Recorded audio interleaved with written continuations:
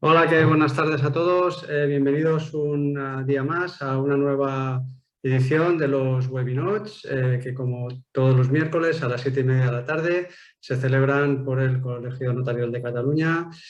Bueno, como sabéis, tratamos de temas de interés jurídico, interés notarial, aunque a veces pues, no solamente para nuestro colectivo, sino también para los demás operadores jurídicos. Yo soy Andrés Valdés, soy censor tercero de la Junta Directiva y esta tarde pues, contamos con la presencia de don Miguel Roca Bermúdez de Castro. Es un compañero del Colegio de Cataluña. Él, bueno, se empezó por la notaría de Carcagüey y después posteriormente pasó a servir la notaría de Tremp, luego Canet de Mar y últimamente pues, ahora se encuentra en Blanes. Miguel es un conocido por los compañeros del colegio, creo que también en otras muchas partes de España. Es una persona que ha estado siempre muy involucrada con temas especialmente técnicos y de tecnología por parte de todo lo que se refiere pues, al tema notarial.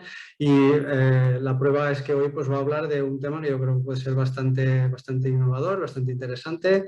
Un poco más quizá en clave interna para los compañeros, aunque creo que bueno, veremos a lo largo de la exposición de Miguel que también pues, puede ser interesante para otros operadores jurídicos.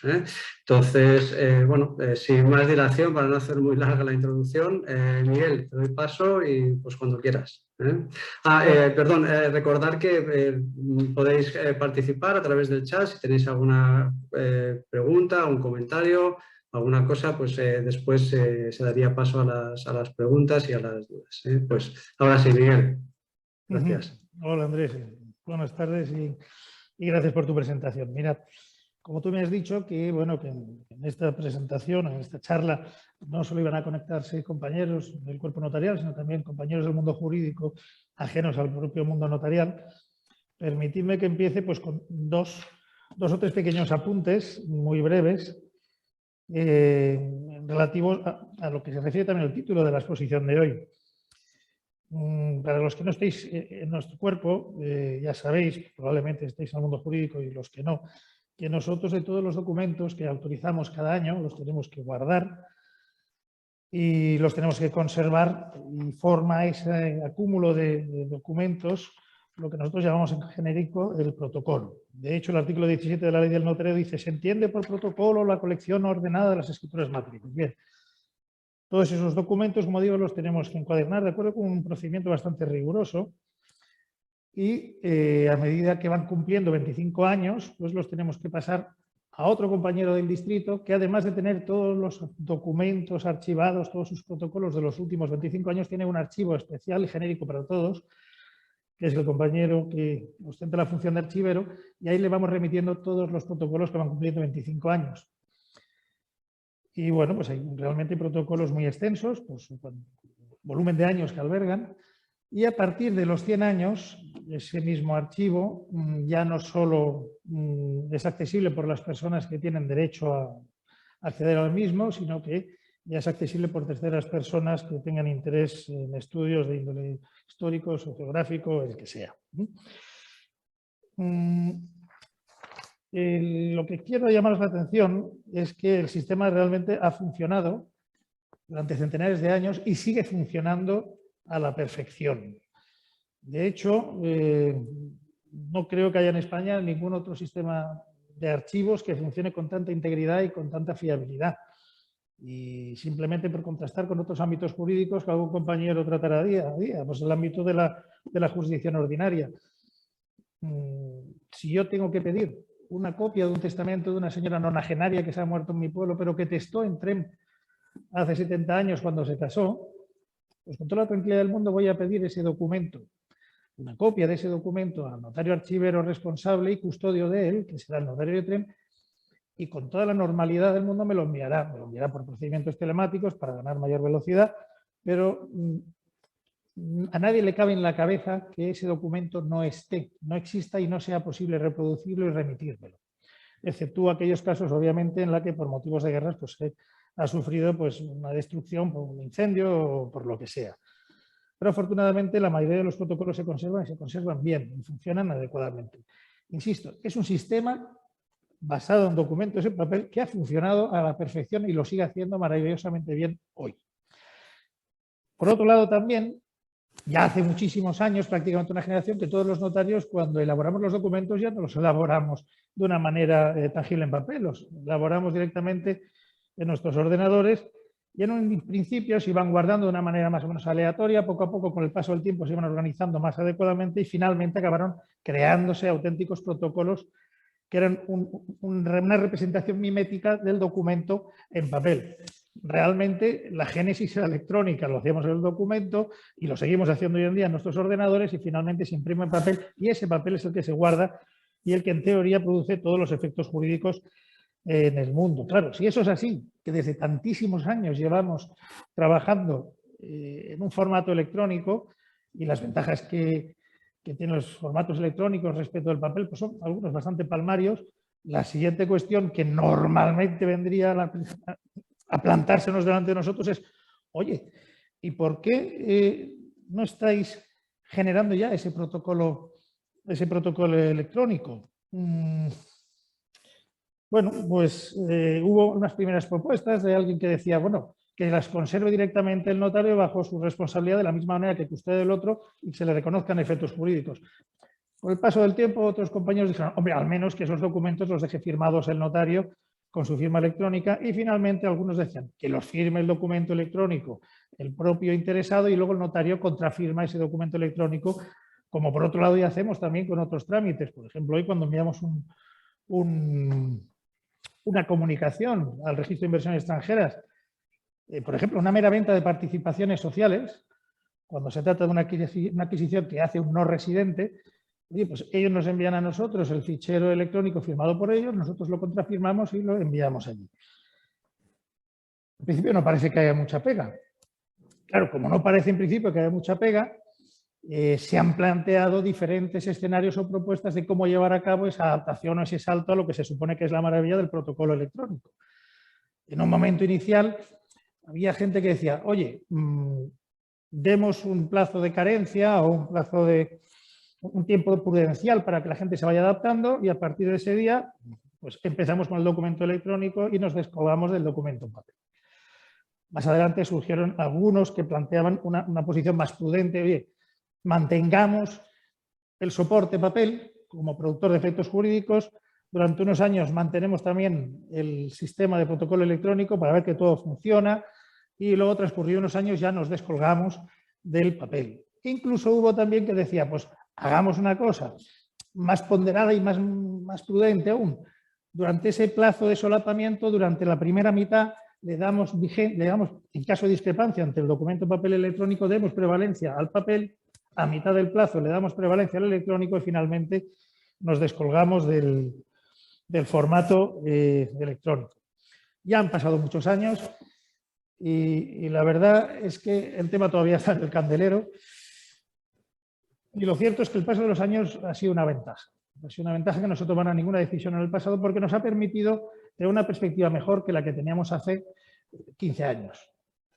Yo reconozco que también he pasado de mi fase inicial de fervores informáticos a optar por la primera opción, luego vi más razonable la segunda, incluso la tercera, y hoy pues lo cierto es que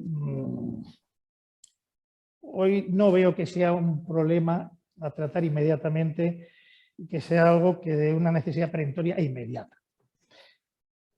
En todo caso, aunque no se considera una necesidad inmediata, para mí, el problema de la conservación a largo plazo en el ámbito del documento electrónico sigue estando ahí.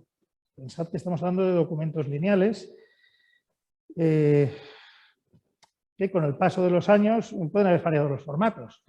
Mira, os voy a contar una anécdota que me pasó la semana pasada. En mi casa, removiendo cajas antiguas, me apareció un CD que tenía una antigua enciclopedia del cuerpo humano con el que jugaba con mis niños cuando eran pequeños. Y bueno, dije, pues mira, la nostalgia, me fui, me acerqué a mi portátil. Anda, es que no tiene mi portátil, ya no tiene como casi ninguno un CD, un lector de CDs. Fui al ordenador, lo arranqué y no funcionaba. No funcionaba simplemente pues porque el programa, el lenguaje con el que estaba elaborado aquel programa, pues las actuales versiones no hacía tiempo que habían roto la retrocompatibilidad y no se podía leer. Pero es que esto mismo pasaría con el sistema operativo y probablemente con la estructura de base del ordenador. Es decir, el problema hoy en día todavía de conservación a largo plazo de los documentos electrónicos es un problema que no está solucionado para nada. Incluso existe una ISO en el año 2008 sobre Long Term Conservation de documentos electrónicos y la cosa todavía no está nada clara, porque nosotros estamos hablando de periodos de tiempo extremadamente largos. Pensad en el caso que os he citado, de un testamento de hace 70 años.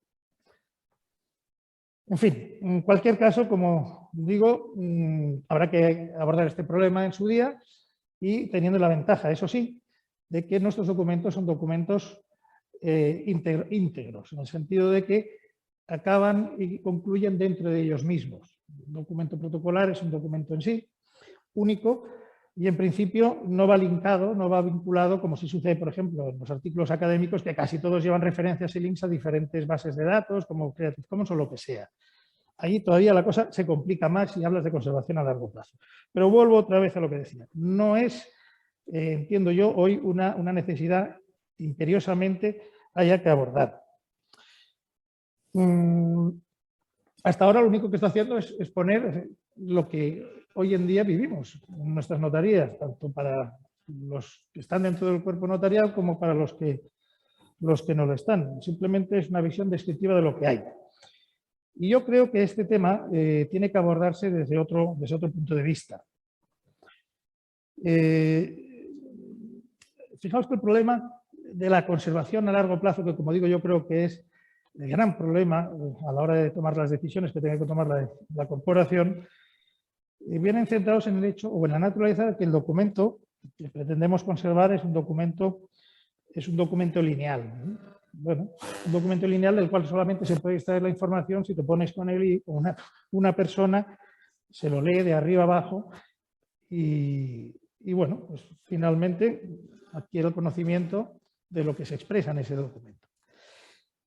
Hoy en día, lo cierto es que todos en nuestras notarías, de cada uno de esos documentos lineales, hacemos una labor de desfragmentación del mismo en muchos pequeños cajoncitos en los que se rompe esa información en cada uno de los cajoncitos, de manera que esa información en cajoncitos queda totalmente relacionada entre sí.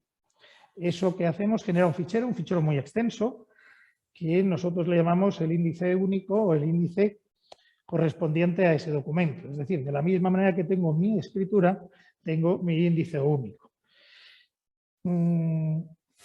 Ese fichero realmente es extenso y arduo de elaborar, y para los que no estén dentro del cuerpo notarial, para que se haga una idea de la extensión, es una traducción del relato que se recoge en una escritura. Y una escritura en el fondo es como un relato bastante sencillo, que empieza diciendo las circunstancias del lugar, de tiempo, el notario ante que se autoriza, y todo esto también tiene su cabida en cada uno de los cajoncitos, la actuación del notario, si es directamente, si es como sustituto, luego vienen las personas, los actores que van a intervenir en el relato, y aquí en esta serie de cajoncitos pues vamos indicando los datos de estos sujetos, tanto su sexo, su fecha de nacimiento, el estado civil, el régimen económico matrimonial, su condición de residente o no residente, sus datos de identificación. Luego, en la escritura, en el relato lineal, hablamos de cómo estas personas, que son los actores que van a actuar dentro de nuestro relato, intervienen, si son ellos mismos, representando a terceros. A continuación, en ese relato lineal, seguimos hablando de el objeto sobre el que va a recaer lo que vamos a convenir. En el caso de las fincas o de los inmuebles, pues la ubicación, la superficie, la naturaleza, y los datos registrales, la referencia catastral y muchísimos datos más. Lo mismo en el caso de participaciones, la sociedad, el número, su valor. Y luego, finalmente, en el relato, los actores actúan y convienen cosas. Pues aquí también, en nuestros cajoncitos, recogemos esos acuerdos, indicando, por ejemplo, el precio, la forma en la que se ha pagado, los medios de pago, si esos medios de pago han quedado acreditados, no han quedado acreditados. En definitiva, esta defragmentación de la escritura genera un fichero que es una réplica exacta de lo que tenemos aquí, ¿de acuerdo? Y eso, este fichero informático, mal que nos pese a los que ya peinamos canas y realmente tenemos un cariño especial a la escritura en papel, lo cierto es que hoy se ha convertido en la escritura con mayúsculas. La escritura con mayúsculas en el sentido de que es la que produce más efectos en términos cuantitativos frente a la escritura en papel. Hoy en día, una modificación catastral se opera gracias a este índice. Hoy en día, la administración tributaria local realmente, cuando va a indagar si se ha cobrado o no se ha cobrado el impuesto de plusvalía asociado a una transmisión inmobiliaria, pues también va primero a basarse en esto. Y no solo ellos, también otras administraciones, las tributarias de diferente índole, la autonómica, la estatal, como digo, catastro, prevención de blanqueo de capitales, ellos aplican unos algoritmos a toda esta información y pueden obtener a partir de aquí ciertos indicios que a lo mejor a mí, observador de solo una operación aislada, pues me podrían haber pasado por alto. En definitiva, tenemos hoy realmente dos protocolos. El protocolo papel y un protocolo que no es un protocolo, porque le llamamos el índice único, que es una versión informática de lo que hay aquí. Y ojo, que esta diferencia se va a mantener en el futuro, cualquiera que sea el documento lineal sobre el que apliquemos nuestra intervención notarial. Hasta ahora y tradicionalmente hablamos de unos documentos notariales plasmados en algo tangible como es el papel, pero no tardaremos mucho en hacer también intervenciones notariales por medio de videoconferencias. Aquí estás hablando de un soporte completamente diferente al papel, pero que a nadie le pase inadvertido el hecho de que no deja de ser un documento lineal, un documento que para percibir y extraer sus datos hay que tomarse la molestia de visualizarlo. Hace falta esta labor de conversión del documento lineal al documento defragmentado para que eso sea explotable y utilizable de una manera masiva, como hoy en día pretenden que se haga todos los interlocutores con los que tenemos relación. Esta traducción, que es lo del índice, como digo, esta conversión de los documentos lineales a los documentos fragmentaditos, no lo hace cualquiera. Lo tiene que hacer alguien que tenga conocimientos jurídicos y desde luego que conozca todos los procedimientos notariales para poder llevar a cabo este trabajo. Pensad que para poder llevar a cabo la generación de estos ficheros es necesario que esos ficheros realmente respondan a un proceder homologado y que sean intercambiables realmente y homogéneos con todos los demás ficheros que generamos todos los notarios de toda España. Para eso es necesario, desde el punto de vista normativo, obviamente, todo un paquete de normas que en la cúspide tenemos el artículo 17 bis de la Ley del Notariado, pero que luego van desarrollándose hacia abajo y que realmente delegan en el Consejo General una amplia competencia para definir el contenido jurídico de este paquete de información. Luego, además, hace falta también todo el despliegue de toda una normativa de aplicación o de praxis normalizada entre todos los notarios de cómo convertir, ya no tan técnicamente jurídico, sino más técnicamente informático, de cómo convertir toda esa información de aquí de acuerdo con unas herramientas que también necesitamos, que son las propiamente herramientas informáticas, que bien serán o bien nuestras aplicaciones locales, siempre trabajando con un proceso de conversión para homogeneizarlo de acuerdo con el sistema que se nos exige para generar ese índice único. Esa labor yo considero que se va a tener que seguir haciendo siempre y lo cierto es que genera un gran valor y es un gran valor que por otro lado tiene un coste. Tiene un coste porque, claro, para poder llevar eso a cabo necesitas, como hemos dicho, un personal cualificado en materia jurídica y cualificado también en estas normas o procedimientos notariales de conversión del documento lineal al documento defragmentado. Necesitas también toda una infraestructura que permita garantizar que toda la información que yo he generado aquí y transmito a mi central, en este caso la tenemos aquí en Sant Cugat, pues no sufra alteraciones a lo largo del tiempo. Pensad que en el proceso de traslado, pensad que tanto en el proceso de traslado como en el proceso de conservación de un documento electrónico, que puede haber centenares de miles de caracteres, 3 ceros son 3 caracteres. Parece una tontería dentro de centenares de miles de caracteres, pero 3 ceros son algo sustancial en mi documento lineal, a efectos de precio. Eso quiere decir que la integridad del documento, tanto desde el momento que se crea hasta que alcanza el lugar donde será almacenado y luego la garantía de un almacenamiento seguro y de un tratamiento adecuado de esa información, pues también tiene un coste. Y claro, la pregunta siguiente que se plantea es si eso tiene un coste, ¿a quién beneficia? En principio, se podría decir que indirectamente nos beneficia a nosotros, los notarios, por cuanto desde los años 90 se nos fueron imponiendo una serie de obligaciones de colaboración interadministrativa que cada vez se hacían más gravosas, hasta el punto que era absolutamente inmanejable si no se establecía un procedimiento homogéneo. Desde ese punto de vista indirecto, se podría decir que nosotros los notarios somos beneficiarios de ese coste que asumimos nosotros de nuestros bolsillos. Y si no, que se lo pregunten a cada uno de nosotros cuando tenemos que pagar a final de mes tanto las nóminas como tenemos que pagar también las facturas que nos envía ANCE. Como digo, la pregunta de a quién beneficia, en principio parece prima facie que indirectamente a nosotros, pero realmente a quien genera un beneficio directo y que no es nada desdeñable, son todas las administraciones públicas que son los receptores de toda nuestra información.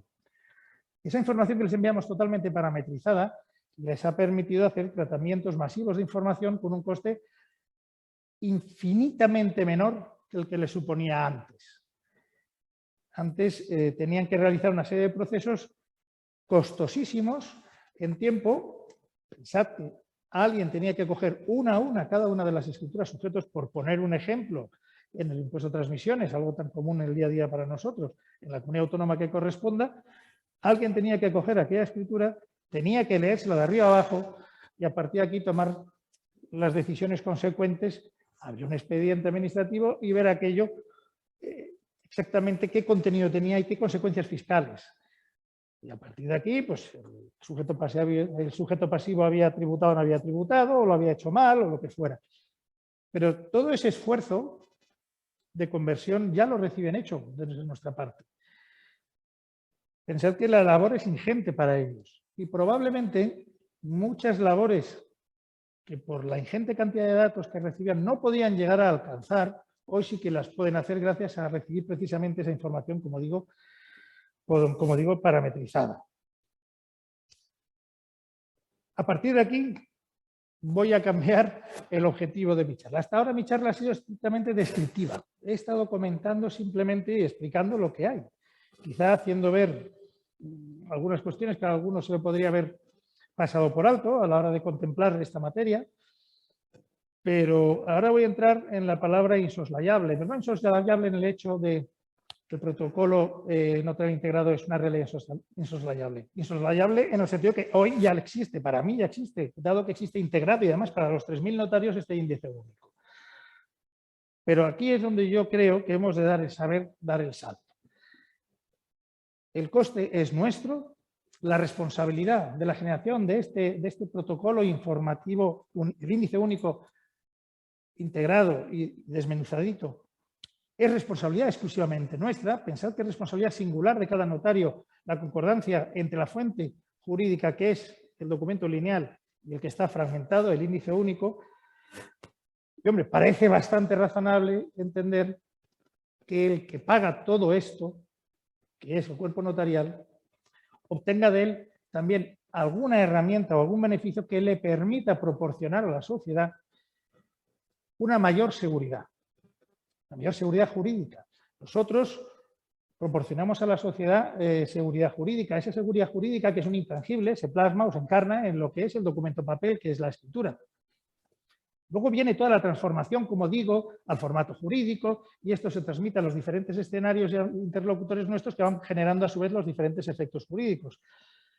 Pero parece bastante razonable pensar que si esta información es explotable para fines que nos exige la ley de colaboración interadministrativa, pero que hoy también nos permitiría dar un mayor valor a la escritura pública en sí, pues no creo que sea muy descabellado pretender lo que pretendo yo, y es que explotemos nosotros esta base para generar esos servicios de valor añadido que hagan que nuestra escritura proporciona una seguridad mayor.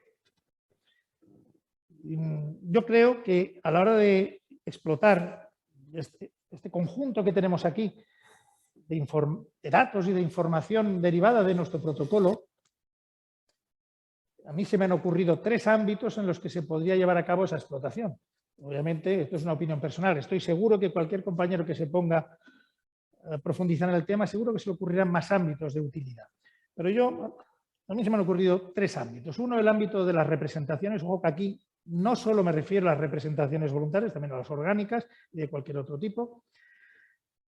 Luego estaría también el ámbito de los bienes tangibles y estaría también el ámbito de los bienes intangibles. Me voy a centrar sobre todo en el primero, porque creo que es el que realmente hoy en día está más en nuestra mano y desde luego creo que hay un auténtico clamor social porque hagamos ese plus de explotación de esto de aquí, que es la base de datos centralizada que tenemos para dar mayor valor a la fuente del documento de representación, que es la escritura de representación. En cuanto a los otros 2 paquetes, sería el ámbito de los bienes tangibles y el ámbito de los bienes intangibles. Fijaos, solo voy a poner un ejemplo. En el ámbito de los bienes intangibles, los bienes tangibles, algo tan común y habitual para nosotros, el trabajo sobre bienes inmuebles.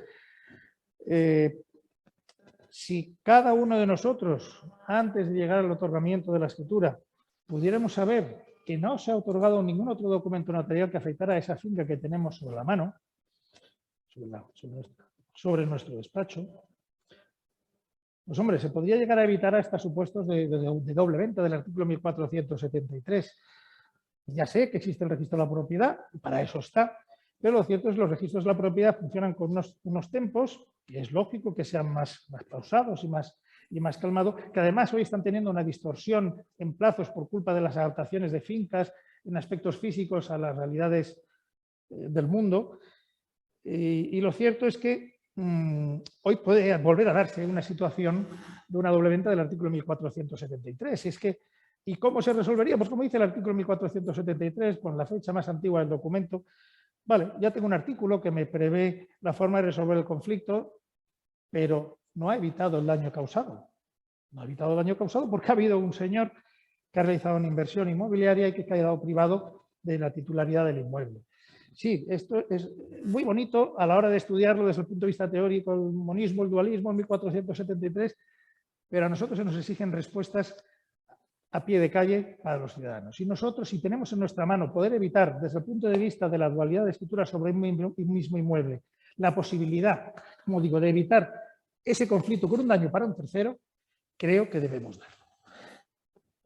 En el ámbito de los bienes intangibles, esto es un caso, por ejemplo, el tema de las participaciones sociales y valores. Es que en este caso yo creo que se nos ha dado a todos en las notarías. Todos tenemos clientes que son gente muy activa, que empieza a constituir sociedades familiares, que luego cuando le crece un hijo y se le incorpora a la empresa, pues quiere facilitarle o estimularle y le vende una parte de participaciones de esa sociedad.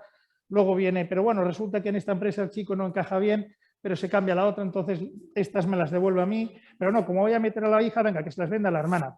Más adelante la hermana resulta que, mira, se junta con un señor que es un pájaro que no me acaba de gustar, pues que me los vuelva a vender a mí. Total, que al final, en todo el lío de sociedades que tienen estos grupos familiares, al final realmente es que estoy seguro que os habrá pasado a todos, tanto los que estáis en el ámbito notarial como no, que al final es que no saben realmente y con certidumbre las participaciones que hay dentro y que los que tiene cada uno de ellos. Y poder llegar a alcanzar el conocimiento cierto de eso se convierte en una labor ímproba. Bueno, hoy en día nosotros en todas y cada una de las transmisiones que intervenimos afectantes a participaciones sociales, ya sean mortis causa o intervivos, en todas notificamos este índice único y por lo tanto tenemos desmembradito quién es el titular, en virtud de qué documento, por qué valor las compró, cuál es el valor nominal. En definitiva, cuáles son los números de participaciones afectadas en esa transmisión. En definitiva, tenemos ahí absolutamente todos los datos.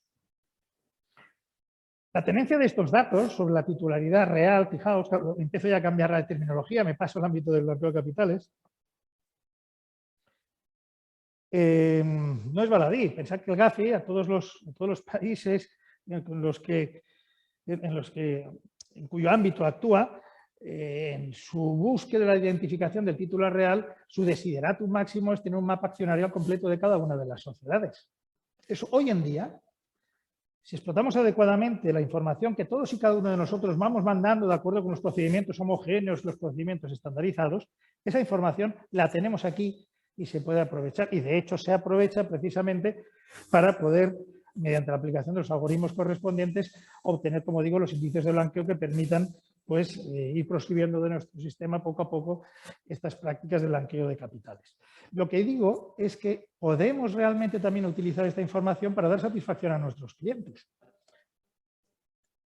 Y sobre este tema del de los bienes tangibles, intangibles, ya no voy a entrar, voy a centrarme en el tema del ámbito de representación. El ámbito de las representaciones es un tema que yo veo que es palmario. Y es que además la historia que hemos vivido es una historia un tanto paradójica, porque es que en el ámbito de las representaciones, en el mundo notarial, hemos tenido lo que yo llamaría el archivo notarial de Alicia en el País de las Maravillas de el cumpleaños no cumpleaños. Tuvimos el archivo de poderes revocados. El cumpleaños, el día celebro mi fiesta de no cumpleaños. Entonces, el sentido común decía, bueno, vamos a ver, en vez de hacer un archivo de poderes revocados, hagamos un archivo integrado de poderes vigentes con indicación de todas las mutaciones que experimente. Pero bueno, en su momento aquello era una cosa novedosa, se plantearon bastantes inconvenientes a la existencia de ese archivo y lo cierto es que durante todo el tiempo que duró fue una herramienta muy útil y generó una praxis habitual en todas y cada una de las notarías de que cada vez que se pretendía utilizar un poder, pues se hiciera una breve consulta para ver si aquello estaba revocado o no estaba revocado. Como os podéis imaginar, nunca llueve a gusto de todos. Esta praxis hubo gente que la criticó por motivos de muy diversa índole.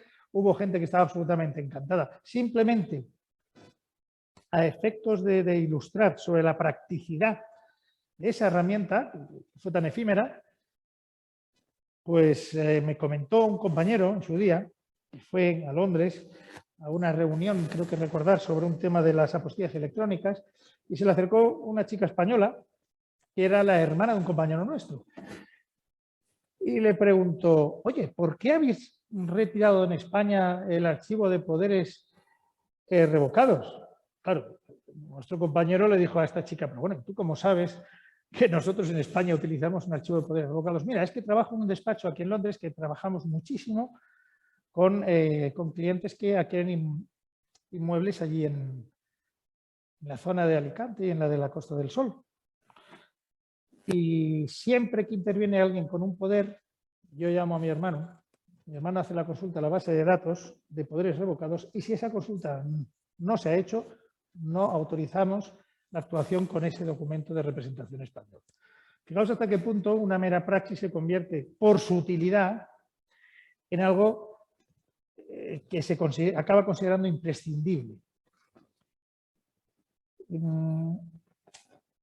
Hoy en día, lo miramos con perspectiva, lo que pasó entonces, y ahí hubo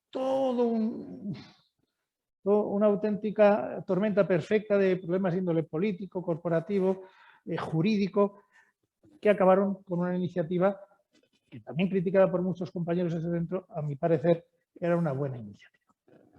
Lo que yo estoy proponiendo hoy en día es que demos el paso siguiente a lo que sería esa integración de las representaciones por la vía de la explotación del índice único. Lo cierto es que hoy en día parece fuera de lugar que le estemos obligando a la gente que vaya a actuar en nuestras notarías con un poder que vaya circulando con el documento, la copia auténtica, para arriba y para abajo, con todos los problemas de extravíos, de olvidos. Hoy en día la gente joven es que no concibe eso. Es más, la gente joven, cuando le dices que le exiges el documento en papel auténtico, es que no lo dudan un momento, te exhiben su teléfono y te dicen, mira, si lo tengo aquí. Es más, como ese documento que me quieren exhibir esté colgado de una web, cualquiera que sea una web segura o una web no segura, es que parece que tenga un plus de autenticidad, aunque sea la web de panaderos de Quintana Manvirgo de Roa, es que parece que vale más que el documento auténtico. El ir a buscar un soporte al documento, un soporte a una base de datos del documento que circula en papel, se está convirtiendo, y de hecho se ha convertido prácticamente en un uso bastante habitual en las notarías. Hoy en día, por motivos de prudencia, aunque nos venga el señor representante de la sociedad A con su nombramiento de cargo, la mayoría de nosotros también hacemos una pequeña consulta al registro mercantil. Una cosa no sustituye la otra, ni mucho menos. Pensad además que el efecto y alcance del registro mercantil no es el potentísimo efecto que tiene el registro de la propiedad. Además, hay muchísimos documentos, una enorme cantidad de actuación jurídico-económica que opera aparte del registro mercantil, bien porque voluntariamente no han accedido al mismo o bien porque han tenido problemas de inscripción, pero el mundo sigue funcionando y sigue funcionando registralmente. Incluso muchas veces sobre la base de documentos notariales que no han tenido acceso al registro mercantil. Pero, en definitiva, lo que yo estoy diciendo es que este tipo de praxis de hacer funcionar a la gente sobre la base de documentos tangibles en papel, no digo que no tenga su razón de ser, simplemente lo que digo es que hoy podemos superarla. Y la podemos superar por la vía de basarnos en esta información que está aquí, información que me permito recordar que es el fruto de un enorme trabajo realizado por personal con conocimientos jurídico-económicos y de la praxis necesaria para la conversión y que está apoyada en un documento base en la que ha intervenido un funcionario con autoridad delegada del Estado, que somos nosotros, que se ha encargado de, con inmediación, identificar a las personas, comprobar su capacidad, el conocimiento suficiente, haber asistido a la persona que a lo mejor estaba más necesitada de esa asistencia por un menor conocimiento de lo que estaba otorgando. Y ojo que esto que estoy diciendo, vuelvo a decirlo, vuelvo a repetirlo, no se trata solo o no solo es predicable del documento lineal en papel, es predicable también del documento lineal en cualquier otro soporte. Y volvemos otra vez aquí, al ámbito del documento desmenuzadito en 1000 campos. Creo que hoy en día estamos en disponibilidad de poder proporcionar a la gente una información al momento de la existencia de ese documento mediante la consulta a esta base de datos. Pensar que la mera existencia del documento es un problema hoy en día, incluso cuando se nos presentan documentos, poderes autorizados por cónsules españoles, y estaría muy bien, entiendo yo, darles acceso a la base de datos para que por lo menos la existencia del documento quedara constancia allí. Por otro lado, también tendría el usuario de ese poder la posibilidad de asegurar a su interlocutor y al notario con el que está trabajando, pues que ese poder, aparte de su manifestación de que no ha sufrido revocación alguna, pues que efectivamente ha sido así. Y precisamente con esto podríamos superar otro artículo del Código Civil, ya no me acuerdo cuál es, no sé si es el 1738, el clásico caso de poder revocado pero que no ha sido retirado y que, bueno, pues el apoderado concierta con un tercero en base a ese poder un contrato con un tercero de buena fe. Bueno, el Código Civil lógicamente da una solución de su época al problema de su época. Pues oye, la protección del tercero está por encima, el documento vale, y el que asume el perjuicio es el que ha creado la apariencia jurídica de representación por no haber retirado del tráfico la copia autorizada del poder, es decir, el poder dante. De nuevo una solución, pero una solución a un problema. Un problema que hoy estamos en disposición de hacer desaparecer del Código Civil. ¿Por qué?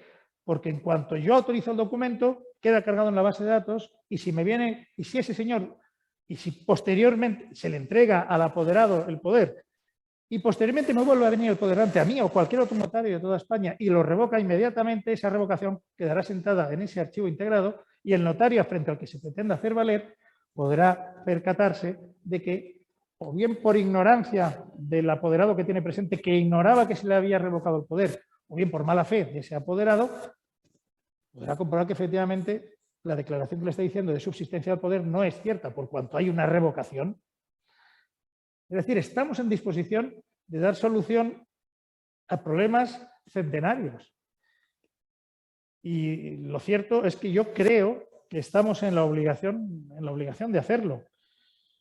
Yo me acuerdo cuando opositaba que se nos ponía como ejemplo de la adaptación del notariado a las necesidades prácticas del día a día de cada momento, la figura de la creación de las sociedades limitadas por los años 40, 50, cuando se gestaban. Bueno, hoy estamos con lo mismo. Hoy la sociedad, que va mucho más rápido que entonces, tiene unos problemas parecidos a los de entonces, pero hoy tenemos herramientas para poder solucionar esos problemas y evitar desde el inicio que surjan. Bueno, pues si esto, muchos de los que me estáis viendo, coincidís conmigo que es algo que se debería hacer, porque el coste ya está, como si dijéramos, asumido, dado que la generación de este índice, de este archivo integrado, ya está asumido por nuestra parte, ¿por qué no se hace? Bueno, pues el gran obstáculo, hasta ahora, si no me equivoco, se ha basado en el carácter reservado del protocolo. Como dice el artículo 274, me parece, del reglamento notario, dice que los protocolos son secretos. Ese secreto del protocolo no es ningún capricho. Es una derivada más de los derechos fundamentales de la persona, el derecho a la intimidad. Y, claro, hay que respetarlo. Cuando se habla de la protección del derecho a la intimidad a través del secreto del protocolo, no hay que olvidarse que se hace sobre una concepción del protocolo que es la que decíamos, la que contábamos al principio. El protocolo como reunión de documentos en papel de carácter lineal que están guardados y encuadernados, como no me acuerdo qué artículo decía el reglamento notarial, con pergamino, en cartón y no más, y con correas de cuero. Bueno, claro, es que esa es la visión del protocolo a la que responde la normativa en materia de secreto del protocolo.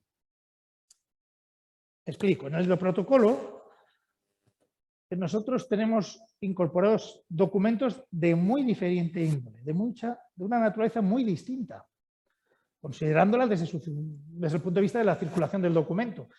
No es lo mismo un apoderamiento, que es un documento que por su naturaleza nace para que sea visto, ¿de acuerdo?, para que terceros entren en contacto con él, lo conozcan y al amparo del mismo pues puedan celebrar contratos, que un testamento. Un testamento es un documento que tiene que dormir discreta y calladamente en el secreto del protocolo hasta que llega el momento de salir a la luz. Es decir, tenemos documentos totalmente pensados para circular y que sean vistos y otros documentos en los que la discreción es un axioma fundamental. Pero todos están metidos dentro del mismo libro, un libro tangible.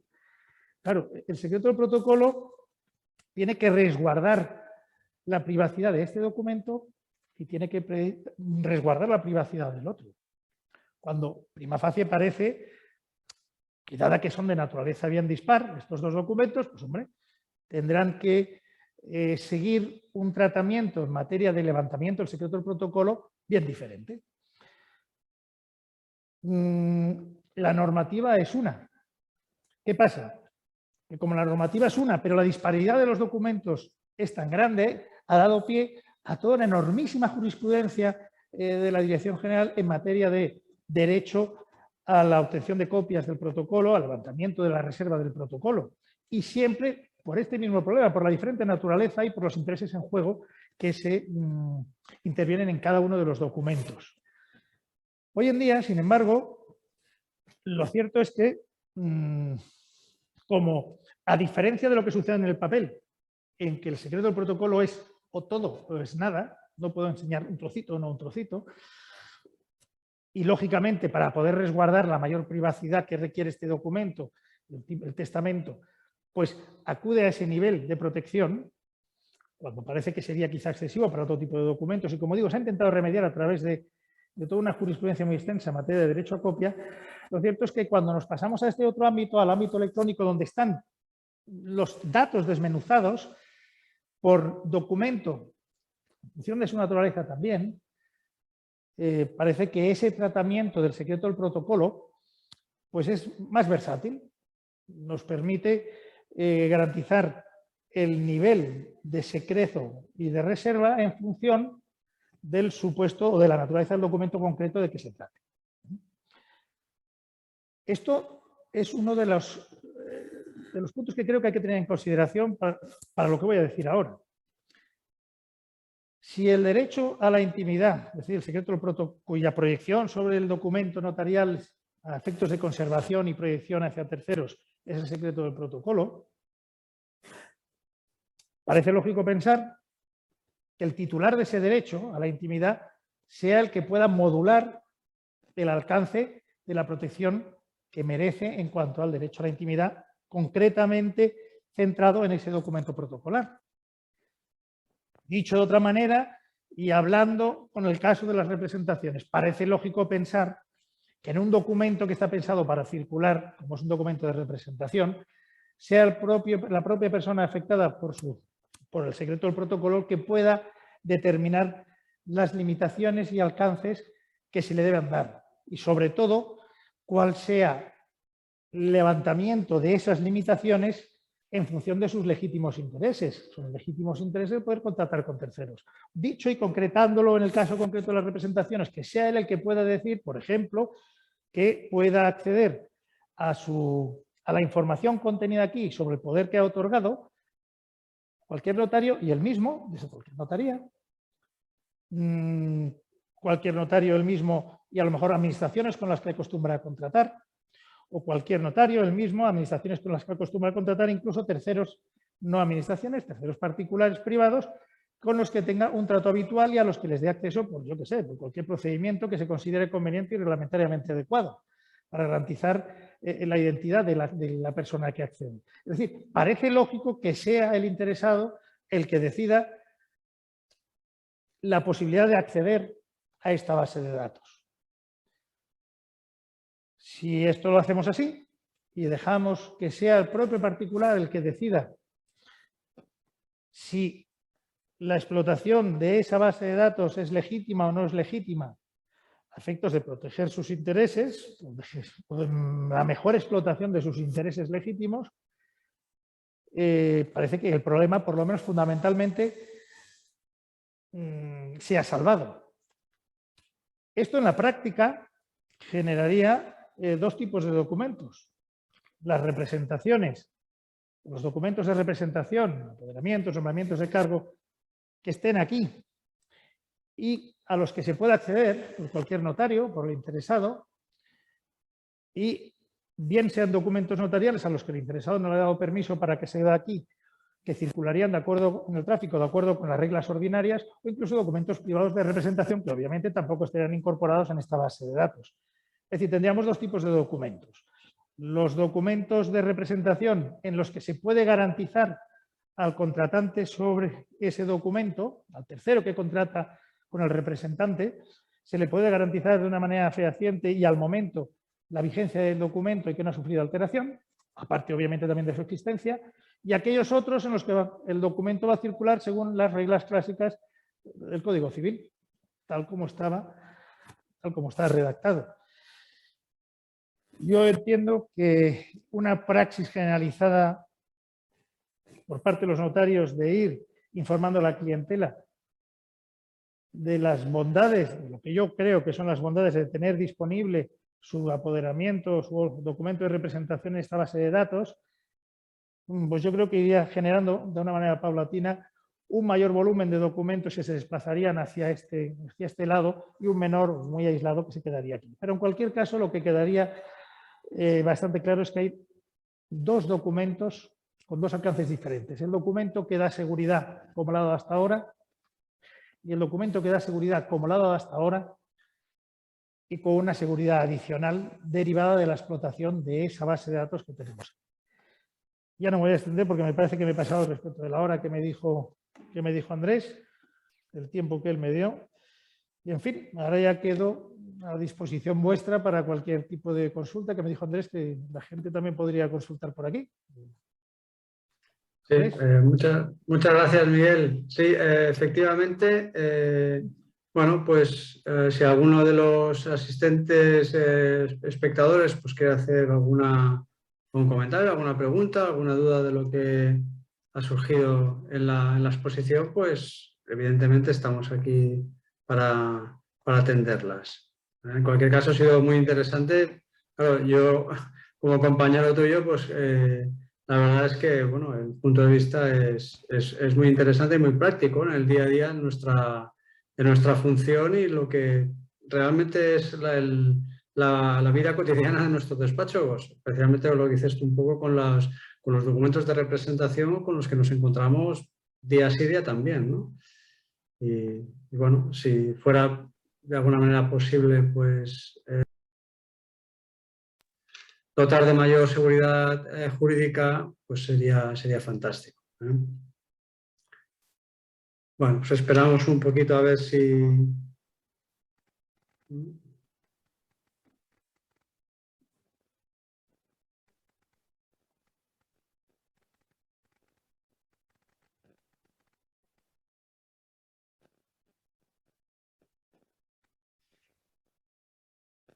Sí, vamos a ver, tenemos a Javier Oñate que ha levantado la mano, si le podemos dar voz.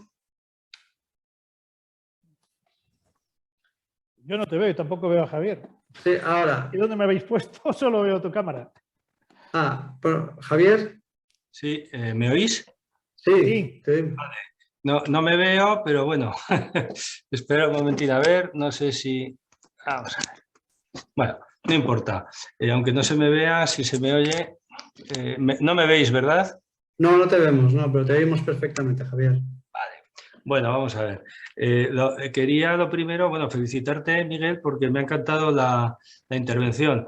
Me ha encantado por dos razones fundamentales. La primera, porque estoy totalmente de acuerdo con lo que has dicho, y la segunda, porque lo has explicado de una forma magnífica, con una claridad absoluta, y yo creo que esta es la línea por la que tenemos que seguir. Me quedo con algunos datos que yo estoy defendiendo, pues bueno, en donde puedo, ¿no? En donde tengo allí donde yo puedo más o menos defender mi idea, ¿no? Mi idea, la primera, es que el índice único tendríamos que cambiarle de nombre y llamarle lo que es un protocolo electrónico, que es lo que es. En segundo lugar, el acceso. Desde todos los puntos de vista, ese acceso tiene que ser un acceso normalizado para los notarios, pero no mediante un camino que yo considero equivocado de crear archivos, porque entonces vamos a tener recursos, pues ya sabemos de parte de quién, porque bueno, porque creamos bases de datos que no están autorizadas, etcétera, etcétera, ¿no? Y aquí, pues digamos que tenemos ahí un flanco débil. Yo creo que lo que hay que hacer simplemente, con independencia de la reforma que viene de toda esta materia en la Ley de Medidas de Reforma para la Eficiencia Procesal, que todo esto pues va a suponer un cambio absolutamente radical. Yo creo que ya incluso desde hoy ya debería habilitarse la posibilidad de que los notarios podamos acceder al índice único, y yo diría más, diría que a todos los datos del índice único, no solamente aquellos datos para los cuales hayamos sido especialmente autorizados, porque hay datos, y de acuerdo tanto con el Reglamento Europeo de Protección de Datos, la Ley Orgánica de Protección de Datos, hay unas excepciones clarísimas que son las relativas a administraciones públicas y autoridades. Y nosotros somos autoridades y en este sentido también administraciones públicas. Es decir, nosotros estamos ejerciendo una función pública y para el cumplimiento adecuado de nuestra función pública tenemos que poder acceder a esos datos como accede la administración tributaria, como accede la seguridad social y como acceden tantas y tantas entidades. No tiene ningún sentido que al final el secreto del protocolo y el secreto de los datos del índice único parece que solo se nos aplica a los notarios, porque de cara afuera todo el mundo tiene acceso a esos datos. Otra cosa será con qué garantías de seguridad, a qué niveles de confidencialidad, qué documentos sí, qué documentos no. Probablemente lo que habría que hacer es intentar una reforma, bueno, aparte de otras muchas cosas, pero si seguimos con las reformitas de parcheo, pues quizás reformar el 34 de la ley del notariado, incluir en el protocolo reservado, más bien en la reserva del protocolo, todos los testamentos, y no solamente los testamentos cerrados, que prácticamente no se autorizan, y lo demás no, lo demás son documentos públicos. En este sentido, me gustaría, y ya acabo porque no me quiero enrollar, me gustaría hacer referencia a una conferencia muy interesante que dio Juan Álvarez Sala, que hablaba de que, claro, el documento público lo que pretende es hacer público lo que de otra manera sería secreto. El documento privado es privado, pertenece a quienes los han firmado, pero no es su vocación la oponibilidad de ese contenido a terceros. Sin embargo, en el documento público es al revés. Queremos que sea público. Claro, un documento público secreto, esto no tiene ningún sentido. Entonces, yo creo que más allá de lo que es el secreto profesional que efectivamente debe existir y de documentos que están llamados más bien a permanecer reservados, todo lo demás es un documento público. Y ya acabo con una mención al artículo 1218 del Código Civil, que yo creo que es que, vamos, debería ser probablemente incluso por encima del nil prius fide nuestro lema, ¿no? Los documentos públicos hacen prueba aun contra tercero. Lógicamente, si ese documento no es público frente a ese tercero, ¿cómo va a hacer prueba contra ese tercero que no conoce ese documento? Esto es imposible. Entonces, yo creo que aquí me ha encantado tus reflexiones, y yo creo que efectivamente debemos ir por esta vía de que el documento público debe ser de verdad público. No nos metemos ni con los registros, ni con los registros, no nos metemos con nadie, pero el documento público, su vocación es que sea público y, por tanto, conocido. No tiene ningún sentido que no puedas acceder al protocolo y que tengas que pedir una información que ha generado el notariado, la tengas que pedir al registro de la propiedad, que te va a dar una información parcheada, parcial, no te la da completa, y al final estamos autorizando escrituras públicas que no cumplen un requisito que sería el de plenitud. Estamos hablando de la presunción de integridad del documento, pero sin embargo el documento se queda cojo porque hay información útil que no aparece en ese documento, desde el precio de venta de la adquisición anterior, a efectos de plusvalía municipal, a efectos de incrementos de patrimonio, etcétera, etcétera. Y lo dejo aquí. Muchas gracias y felicidades y enhorabuena. Pues yo, Javier, gracias por tu agradecimiento, pero es que coincido también contigo. Pero fíjate que yo he hecho mucho hincapié en la parte final en cuál deba ser para mí la base sobre la que se apoye este cambio. Y es la voluntad del interesado. Y fíjate, ni siquiera he dejado caer que haya un cambio normativo.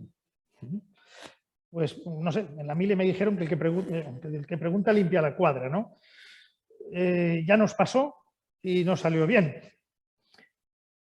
Yo creo que basándonos en la voluntad del interesado, soslayamos el principal problema, que es el problema de la reserva y el posible atentado contra su derecho a la intimidad. Si es el que además, como es el que la puede modular, él puede definir incluso el alcance de publicidad obtenida de esta base de datos, que por cierto, de la base de datos, digo que la base de datos es la íntegra que existe ahora del índice único. No digo que se genere un fichero, que se vayan generando ficheros con un repositorio de datos, no, sino que con una consulta al vuelo se accede a la base de datos y obtengas la información, pero no generar ficheros adicionales.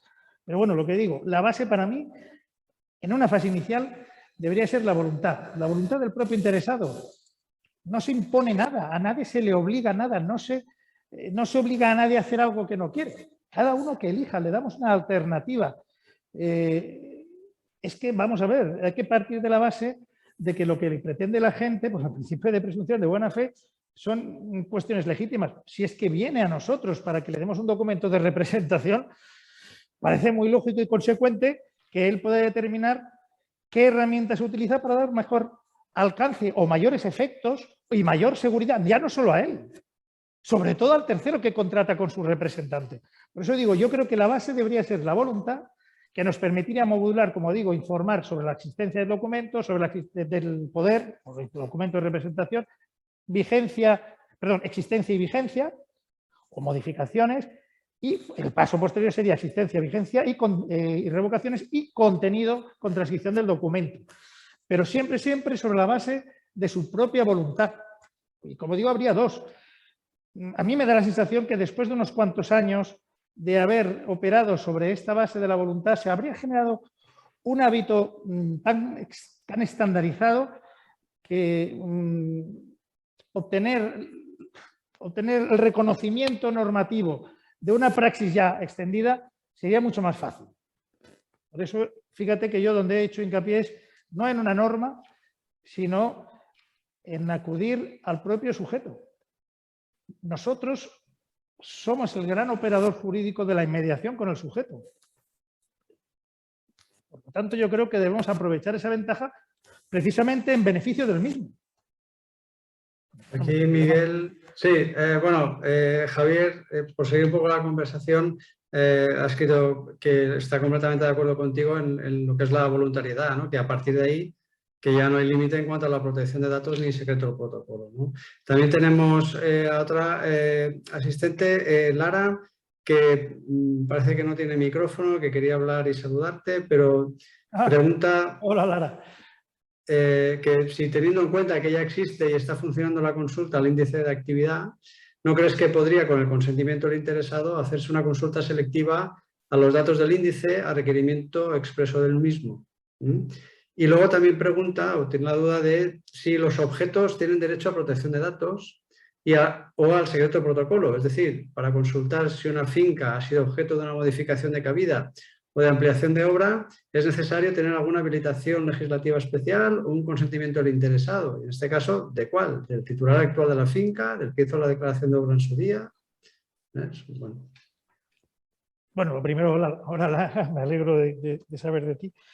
Mira, en cuanto al... No lo he citado por no hacerlo ya todavía más pesado, pero efectivamente es que ya tenemos tímidas expresiones de esto que estamos diciendo, de la explotación del índice único. Lo que tú has dicho, la aplicación que tenemos en signo del índice de actividad. Y por otro lado, también visto desde el revés, tenemos la posibilidad de que el cliente pues, decida incorporar sus documentos a su propio portal. Es decir, hoy en día hemos dado pequeños pasitos en este camino, pero parece que son extremadamente cautos y que debamos protegernos de algo, cuando lo que estamos pretendiendo es algo que es beneficioso para el otorgante del documento y para todo el que entrará en relación con él. Y precisamente en el tema de los bienes, pues mira, no sé quién ha hecho esa pregunta, pero desde luego yo no soy especialista en materia de protección de datos, pero a mí vamos, es que me surge la misma cuestión, no sé quién eres el que ha hecho esta... Es Lara también. Bien. ¿Es Lara también? Pues sí. Es que opino lo mismo que tú. Yo aquí me puedo permitir decir una opinión de lo más amplio, he sido bastante comedido, pero desde luego, igual que lo que dices tú, si es que ¿qué protección merecen los bienes tangibles o intangibles sobre los que intervenimos? Quizá la proyección en régimen de titularidad y por ahí se proyecta al sujeto, pero es que el propio sujeto, en cuanto le preguntes sobre si quiere o no quiere tener ese plus de eficacia de su instrumento público, yo estoy seguro que en una abrumadora mayoría de los casos nos va a decir que sí. Por eso digo que no hay que tener miedo a lo que quiere la gente siempre que esté dentro de la ley, obviamente, y que sea legítimo.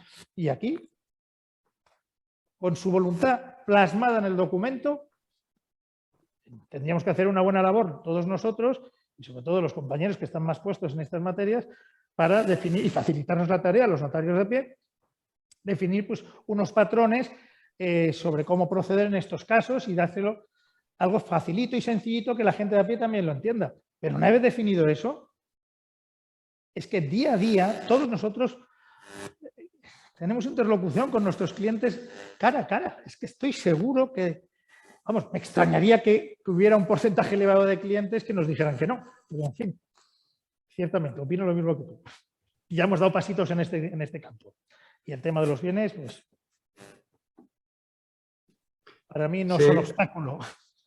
Lo que pasa es que esto parece que hay gente que lo interpreta que puede pisar que puede pisar, yo qué sé, los callos de otras personas cuando son dos ámbitos que no tienen nada que ver. En fin. Sí, Javier también comenta que no crees que si deberíamos empezar por cambiar la cláusula de protección de datos y sustituir la vetusta circulada en su día. Que bueno, Mira, tiene un poco... Javier, tú sabes, Javier, mucho más que yo en materia de protección de datos. Y ya digo, yo creo que es el momento de tomar la decisión corporativa y luego de ejecutarla. Creo que tomar la decisión en sentido favorable es bueno, creo que es un acierto, y luego en la ejecución también hemos de acertar. En el sentido de que hemos de hacer cosas sencillas y fáciles. Y para esto tenemos compañeros que están 1000 veces más versados que yo en estas materias y que estoy seguro que en un grupo de trabajo podrían definirnos esos patrones de actuación sencilla y con un soporte jurídico potente y riguroso. Pero no, yo no te puedo decir, porque no soy especialista en tema de protección de datos. Muy bien. Pues, bueno, algún otro asistente pues te da las gracias por la intervención, que ha sido muy interesante. Eso coincidimos todos, creo. Y en principio, pues estaría aquí. Yo creo que bueno, reiterarte las gracias, Miguel, por el trabajo, por tu disposición, que siempre estás ahí para cuando se te solicita tu ayuda, o sea que de verdad que te lo agradezco mucho. Y además, pues a los asistentes, pues emplazarles para la próxima semana, en la que de nuevo los miércoles a las 7:30, pues tendremos otro webinar con otro tema también de actualidad y de interés jurídico. Pues muchas gracias a todos y gracias por asistir. Hasta luego, Miguel. Hasta luego.